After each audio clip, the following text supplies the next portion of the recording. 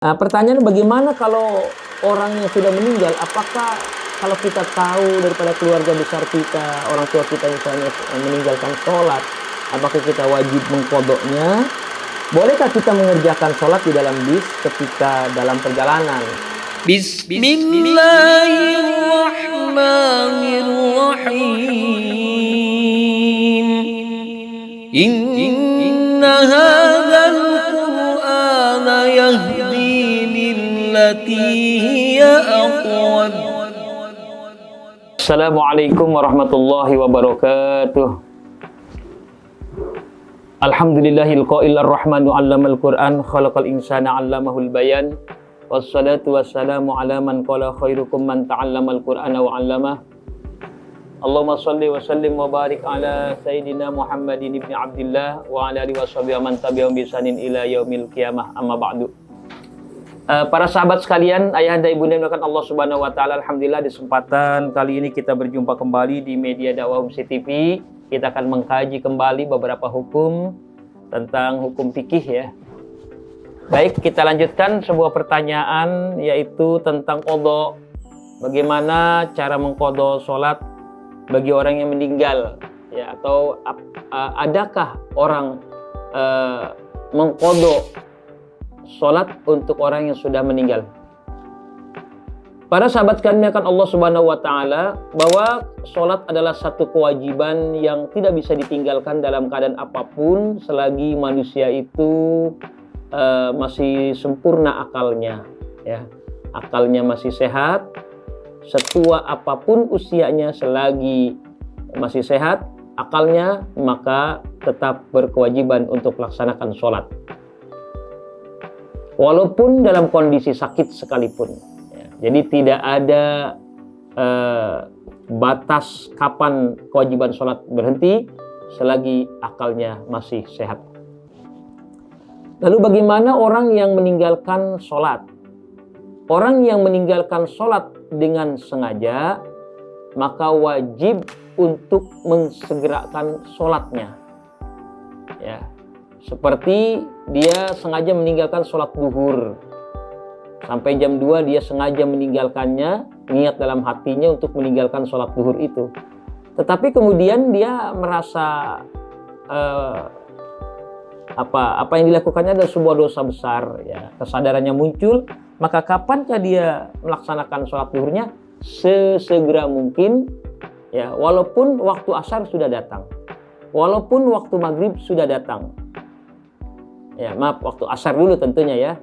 Ya, karena dia tersadar dari apa yang dia lakukannya adalah salah, meninggalkan sholat secara sengaja, maka segera. Nah, selagi waktu asar masih ada, maka dia harus melaksanakan sholat zuhur terlebih dahulu yang ditinggalkan itu. Kenapa? Karena dia sengaja meninggalkannya. Sedangkan setelah itu baru melaksanakan sholat asarnya seperti biasa. Ya. Ini bagi orang yang sengaja meninggalkan sholat zuhur misalnya tadi ya, sholat wajib. Jadi segera untuk mengqadhanya atau mengerjakannya ya. Kemudian apabila penyebab daripada dia meninggalkan sholatnya itu karena udzur syar'i dalam sholat itu dalam fikih dijelaskan ada dua ya, yaitu ketiduran, tidak membangunkan ya, kebablasan tidurnya ya, dari tidur jam 11 ternyata bangun sudah waktu asar, nah, itu datang waktu zuhur, maka sholatnya boleh dikerjakan asar dulu ya, asar dulu baru kemudian zuhurnya. Nah ini kemudian ya, uzur yang kedua yaitu lupa ya, selain tadi ketiduran juga lupa sholat ya, bisa saja karena kesibukannya yang luar biasa menguras otaknya sampai lupa sholat ya, kelewat batas waktunya, maka ini juga ya boleh dikerjakan waktu yang punya sholat dulu. Kalau yang kelupaannya sholat zuhur boleh asar dulu ya, karena asar waktunya ada apa yang punya waktu, baru kemudian sholat zuhurnya yang dengannya dia lupa.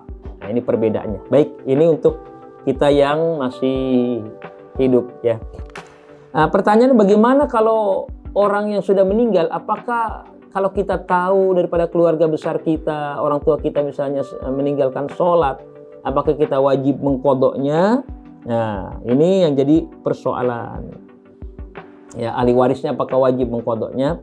Hal ini dijelaskan oleh banyak para ulama dalam kitab-kitabnya, ya secara singkat seperti ini saja, bahwa setelah saya pelajari bahwa ada perbedaan pendapat, ya apakah ahli waris ini menanggung sholat 5 waktu yang dikerjakan keluarganya, yang ditinggalkan oleh keluarganya atau tidak.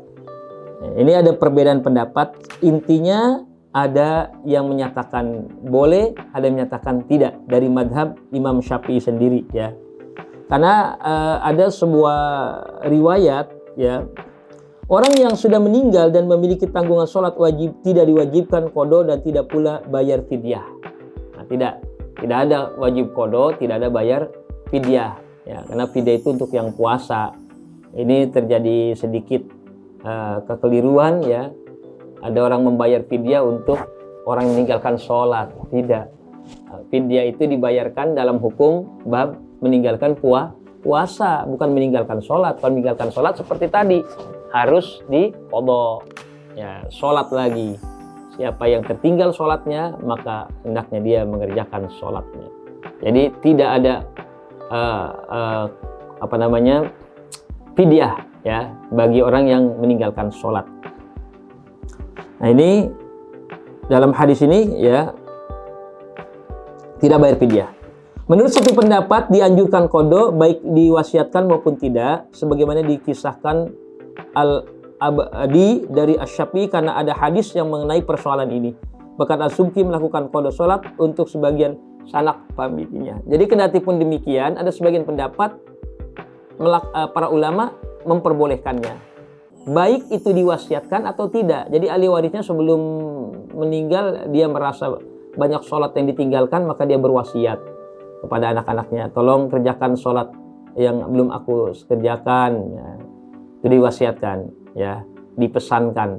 Atau tidak, ya, tapi anak-anaknya ahli warisnya yang soleh-solehah ini tahu, ini mamaku, ayahku ini beberapa kali meninggalkan sholat dalam beberapa bulan, ya, mungkin, ya, tahu, itu boleh juga. Nah, menurut pendapat Imam As-Subki boleh. Hal ini dia kiaskan pada tentang wajib siam, ya, puasa. Dari Imam Bukhari, ya, siapa yang meninggal dan memiliki tanggungan puasa wajib bagi keluarganya untuk mengqodoknya. Kalau puasa berbeda, ya. Ada hadis sahih Imam Bukhari dalam sebuah hadis menjelaskan bahwa siapa yang mati, ya, meninggal, kemudian dia punya tanggungan kewajiban berpuasa, maka keluarganya hendaknya mengqodoknya. Ini tidak ada perbedaan kalau dalam hal puasa. Nah, namun kalau mengqodok sholat untuk si mayit, ulama ada perbedaan pendapat antara boleh dan tidaknya. Nah, tetapi masih banyak memang beberapa ulama yang mengerjakan itu, dan mereka adalah ulama-ulama yang tergolong al-ulama'u minal kabairil ulama besar yang mengerjakannya. Wallahu alam, ya. Silakan ayahanda bunda bagi yang ingin mengerjakan qodho sholat untuk keluarganya yang sudah meninggal, dipersilahkan. Bagi yang tidak juga tidak ada masalah, ya, karena memang sedikit perbedaan pendapat tentang hal itu. Tetapi bagi yang berpuasa, ahli warisnya baik mewasiatkan atau tidak, maka tetap diharuskan untuk mengqodoknya. Demikian, mudah-mudahan video yang singkat ini memberikan jawaban untuk kita, khususnya untuk yang bertanya, ya. Dan ini saya kira pertanyaannya sangat umum sekali, ya. Ada orang bertanya seperti itu.